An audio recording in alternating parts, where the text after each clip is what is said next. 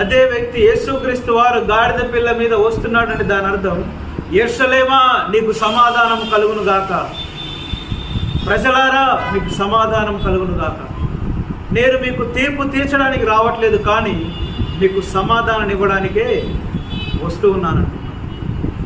గాడిద పిల్లని ఎందుకు ఎంచుకోవాలి అంటే, ఆయన కాలినడకన రావచ్చు, కానీ ఆయన కాలినడకన వస్తే ఈ యొక్క సూచన అనేది వారికి అర్థం కాదు. నేను సమాధానాన్ని తీసుకురావడానికి ఈ లోకానికి వచ్చానని చెప్పడానికి ఒక సూచనగా ఆయన యెరూషలేములోనికి ఎంట్రన్స్ రాగానే, ఆ యొక్క గుమ్మములు రాగానే గాడిద పిల్ల మీద ఎక్కి సమాధానకర్తగా, శాంతిమయుడుగా, సమాధానాన్ని ఇచ్చేటువంటి వ్యక్తిగా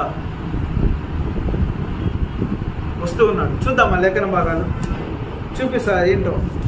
సో ఇక్కడ గమనించండి, ఇందుకోసమై సమాధానాన్ని ఇవ్వడానికి యేసుక్రీస్తు వారు గాడిద పిల్లని ఎంచుకున్నాడు.